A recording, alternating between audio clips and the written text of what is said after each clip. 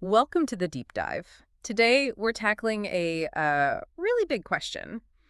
Why did history unfold so differently on different continents? It's huge, isn't it? And Mhm. fascinating. Yeah, and when you first think about it, maybe some immediate causes jump out, but we want to go deeper. Much deeper. Back to the ultimate causes. Exactly. We're using Jared Diamond's Guns, Germs, and Steel as our guide here, trying to understand the fundamental role of geography and environment. It's such an ambitious book, a history of, well, everyone for the last 13,000 years seen through this specific lens. Right. So our mission today for this deep dive is really to unpack those underlying factors. Why the different paths, moving beyond, the immediate stuff. Beyond the guns and steel themselves, to ask why they showed up where they did. Okay, so let's set the scene. Let's go back to about, what, 11,000 BC? Yeah, that's a pretty good starting point Diamond uses. Yeah. End of the last ice age, we're seeing the first hints of village life in some places. The first definite peopling of the Americas confirmed around then, too. Right. So the big question at that point, Mm-hmm. was the playing field already tilted? Were some continents already kind of set up for a different trajectory? Even that early. Well, that's the question. And we have to remember, archaeology is always finding new things. Pinpointing the absolute earliest anything is tricky. Sure, it's a moving target. But we can ask, yeah, were the basic environmental conditions, the raw materials available, already different in ways that would matter hugely down the line? Like the starting positions in a race, maybe? Some just had a better lane from the get-go. That's a good way to think about it. Hmm. And moving forward from that baseline, one area that pops up very early is the Fertile Crescent. Ah, yes, in the Middle East. Crucial area. Absolutely. It's one of the first places, maybe the first, where we see solid evidence of agriculture taking root. We're talking well before 7000 BC. And that shift, becoming farmers, it wasn't just a minor thing, was it? It was revolutionary. Completely. It's the shift to food production, not just food gathering. And that changes everything. Okay, let's dig into that. Why was farming such a game changer? What did it unlock? Well, first off, you can support way more people in one place. Hunter-gatherer bands are small, nomadic mostly. Farming allows for denser populations. Okay, more people. Makes sense. And then, if you get good at it, you get food surpluses. You grow more than you immediately need to eat. Right, extra food. And that surplus is key. It means not everyone has to be involved in getting food day to day. People can specialize. Ah, so you get craftspeople, maybe priests, leaders. Exactly. You get settled villages, then towns. You develop new technologies, complex societies, eventually centralized governments. It all builds on that agricultural foundation. Wow. So it's like a chain reaction, starting with figuring out how to grow your own food reliably. Pretty much. And the Fertile Crescent wasn't the only place this happened independently, right? No, Diamond talks about, what, maybe 9 centers? Or perhaps fewer, depending on how you define it. Yeah, places like China, Mesoamerica, the Andes, maybe New Guinea. Yeah. They all developed food production independently to some degree. But a key thing was also how easily this new way of life could spread from those centers. Hugely important. It wasn't just about inventing it. It was about whether it could travel. Which brings us to the shapes of the continents, Mm. the axes. Yes. This is a brilliant point in the book. Look at Eurasia. It's Mhm. wide, mostly oriented east-west. Okay. Now look at the Americas, or Africa. They're long north-south. Right, tall and thin versus wide. Why does that matter so much? Think about climate.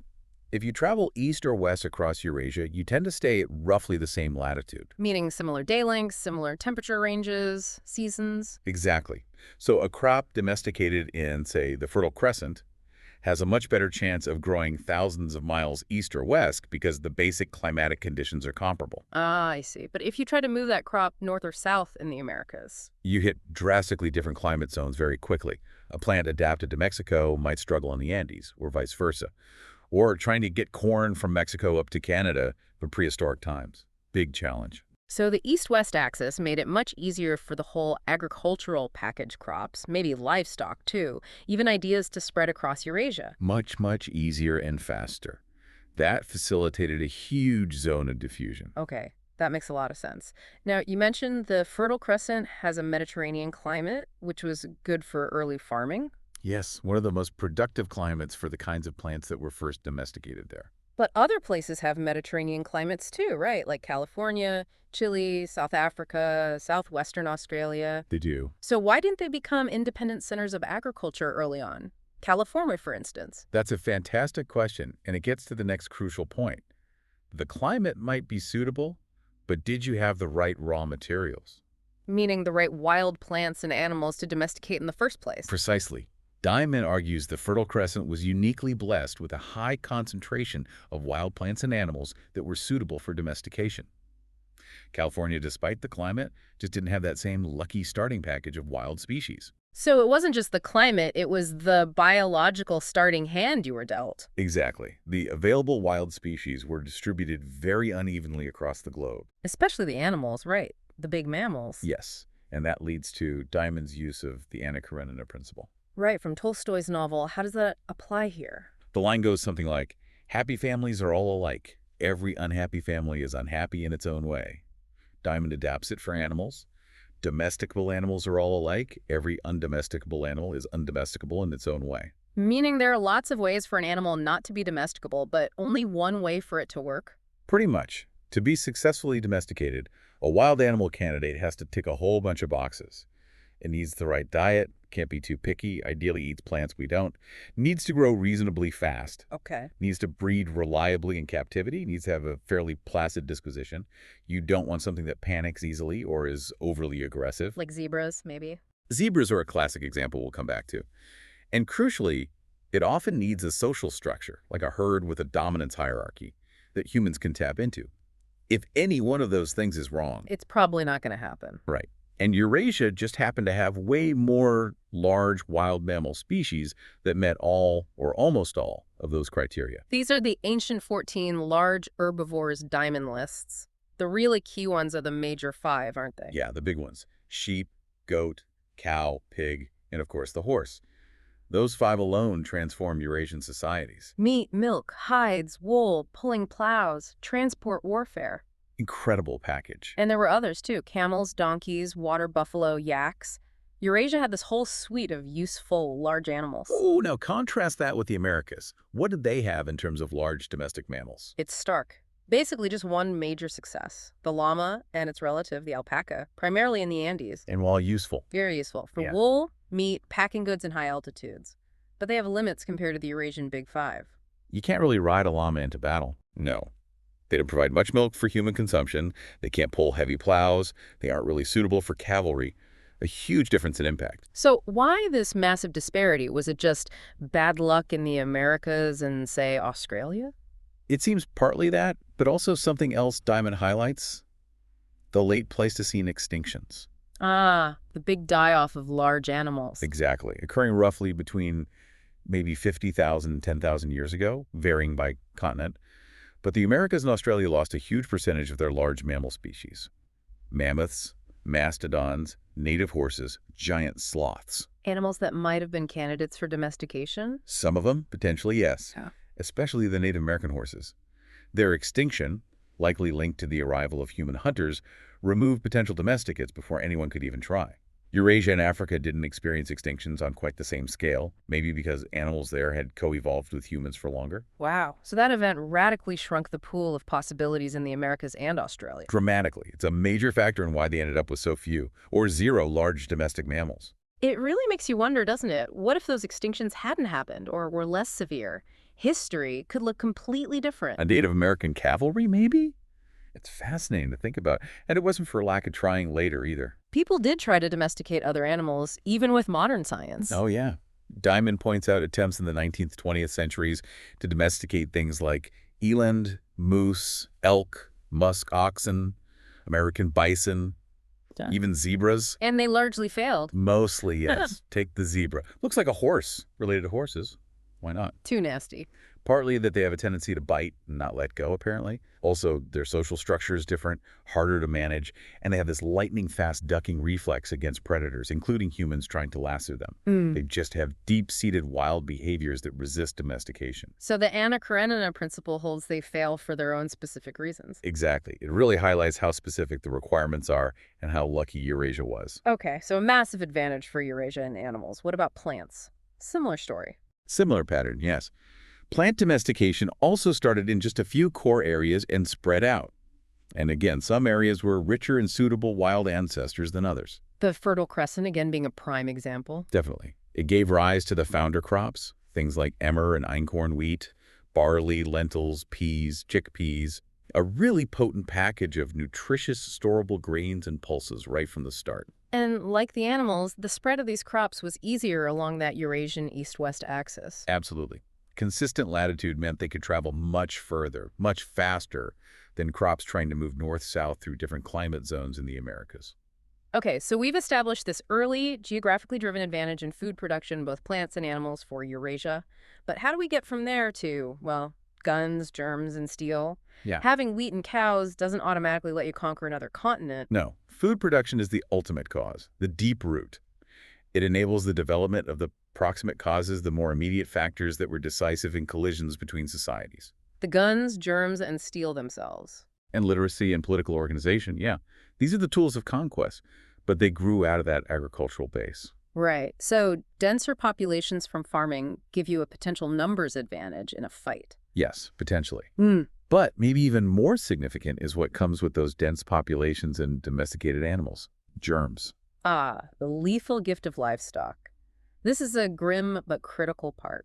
It really is. Yeah. Many of humanity's major infectious diseases, the epidemic killers, actually evolved from diseases of domesticated animals that humans started living in close proximity to. You mean like smallpox, measles? Smallpox, possibly from cowpox or a related rodent virus, measles from rinderpest in cattle, influenza strains often jump from pigs and ducks, tuberculosis from cattle, the list goes on, cholera too. And because Eurasians had lived with these animals, sheep, goats, cows, pigs for millennia. They had built up some level of genetic resistance and immunity over time through brutal exposure.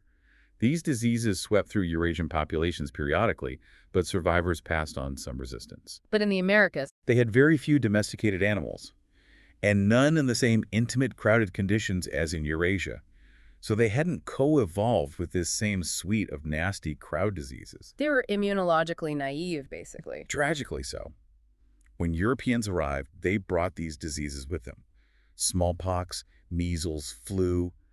They swept through Native American populations who had zero prior exposure or immunity. And the impact was catastrophic. Absolutely devastating. In many areas, diseases wiped out upwards of 90% of the indigenous population, often far ahead of the actual European armies or settlers. It was an unseen, unintentional, but incredibly effective weapon. Think of descriptions of what happened in places like Hawaii or Hispaniola. Just wiped out communities before they even had much direct contact sometimes. Exactly. Now, it's important to note it wasn't entirely one way. Tropical diseases in Africa and Asia, like malaria and yellow fever, certainly took a heavy toll on Europeans and hindered colonization efforts there for a long time. Germs cut both ways. Right, a crucial qualification. But in the Americas, the imbalance was overwhelming. Overwhelmingly in favor of the invaders, yes. Okay, so germs were a huge factor. What about literacy? How did writing play into this? Writing is another incredibly powerful technology. It allows for the accurate storage and transmission of vast amounts of information maps, historical accounts, scientific knowledge, administrative records, orders.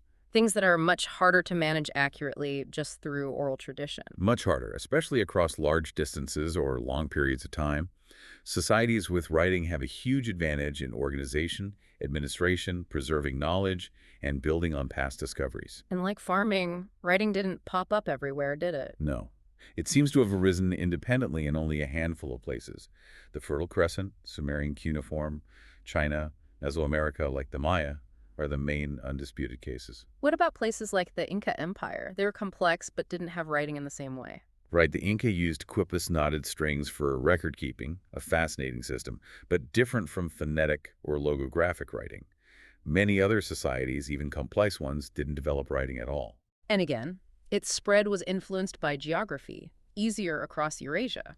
Seems likely. The idea of writing and specific systems like alphabets derived from the Middle East spread relatively widely across Eurasia, adapting to different languages.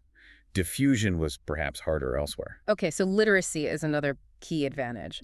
Then there's technology more broadly, the steel part of the title, but also other things. Yes. And again, Diamond argues that the pace of technological development is linked to factors influenced by geography. Eurasia is the world's largest landmass, historically had the largest populations. More people means more potential inventors. More potential inventors, yes, but also more societies interacting, competing, and sharing ideas, more opportunities for an invention in one place to spread and be adopted or improved elsewhere. Technology often builds on itself. And barriers could slow that down. Definitely. Think about Africa. Things like pottery or ironworking arose there. But their spread south of the Sahara was slower than across Eurasia, perhaps due to geographic barriers like the desert and rainforest, and maybe less dense connections between regions historically. And Australia, extremely isolated. Very isolated, and crucially, without that initial boost from indigenous food production to support large, dense, specialized populations. So they didn't develop metallurgy independently, for example. So Eurasia's initial advantages in population and interconnectedness just sort of snowballed over time with technology. That's the idea. Technology catalyzes more technology. An early lead tends to widen. And it's vital to stress this isn't about people in one place being inherently smarter or more inventive than people elsewhere. Absolutely not. Diamond makes this point very strongly. Human ingenuity is universal. It's just that people apply their ingenuity to the problems and opportunities presented by their specific environment. So people in New Guinea developed incredibly sophisticated knowledge of their jungle environment, essential for survival there. Which is just as much a product of human intelligence as, say, inventing a phonograph in industrial Europe. The direction of ingenuity is shaped by need and context. A really critical point to avoid misinterpretation. Okay, the last proximate factor: centralized political organization, states, empires. Right. This also ties back to food production, those surpluses we talked about.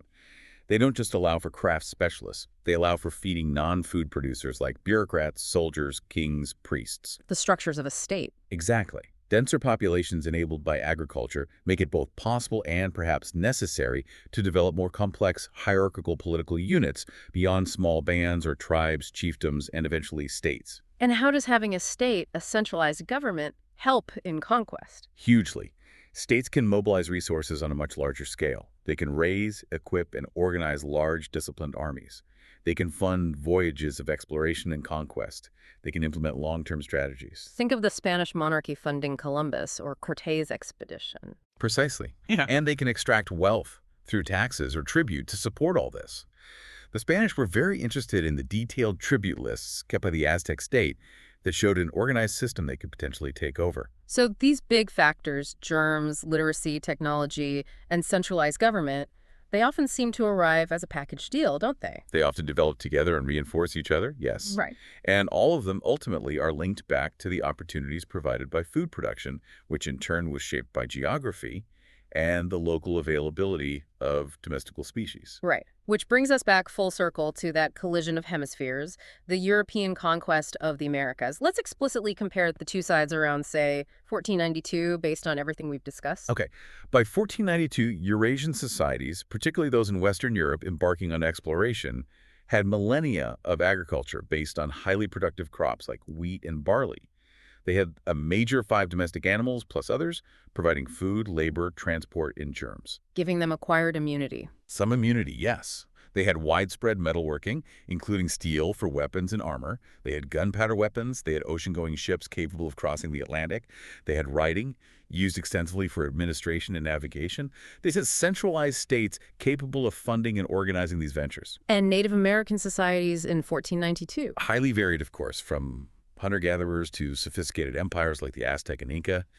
But nowhere in the Americas did they have that same package. Food production was based primarily on crops like corn, potatoes, squash, very productive, but different. Crucially, only one large domestic animal, the llama alpaca, with its limitations. No horses, no cattle, no pigs, no sheep. None of those. Very limited metalworking, mostly copper, gold, silver for ornamentation, not much bronze or iron for tools and weapons, no gunpowder, no comparable ocean-going ships.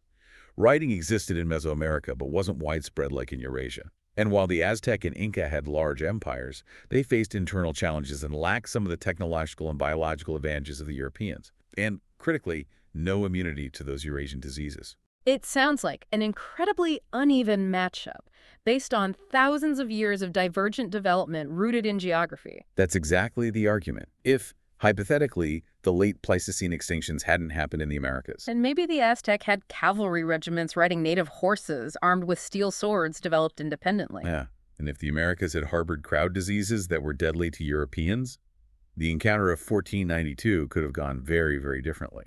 Or maybe it wouldn't have happened in the same way at all. It really underscores how contingent it all was on those deep environmental factors. Yes. Even the plant's Eurasian cereals were perhaps quicker to establish and supported denser populations earlier in some key areas. It all added up. So the conclusion is unavoidable, really. The reasons for these vast differences in power and technology by 1492 were environmental, not biological differences in the people themselves. Absolutely. That is the central thesis. Diamond wrote the book explicitly to counter racist explanations that were, and sometimes still are, put forward to explain global inequalities. It's about the environmental cards different continents were dealt. He frames it around Yali's question, right? The question from the New Guinean politician. Exactly. Yali asked Diamond, essentially, why is it that you white people developed so much cargo manufactured goods and brought it to New Guinea, but we black people had little cargo of our own? It's a profound and direct question.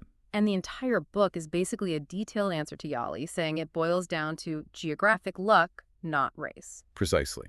Differences in the raw materials for domestication, continental axes affecting diffusion, the resulting disease pools, these are the ultimate explanations. Okay, so if we were to summarize the core argument of this deep dive based on guns, germs, and steel.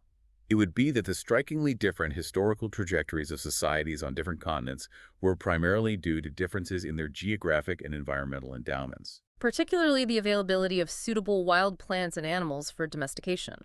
The orientation of continental axes influencing the spread of food production, technology, and ideas. And the resulting differences in exposure to epidemic diseases derived from animals. These factors created advantages for some societies, particularly in Eurasia, that compounded over millennia, leading to the inequalities observed at the time of global European expansion.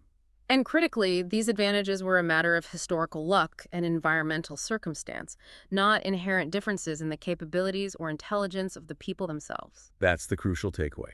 It's an argument against biological determinism and for the power of geography in shaping the broad patterns of human history. It really shifts your perspective, and it makes you think, doesn't it? What are the long shadows cast by these ancient geographic differences? How might they still be influencing global inequalities or challenges we face today?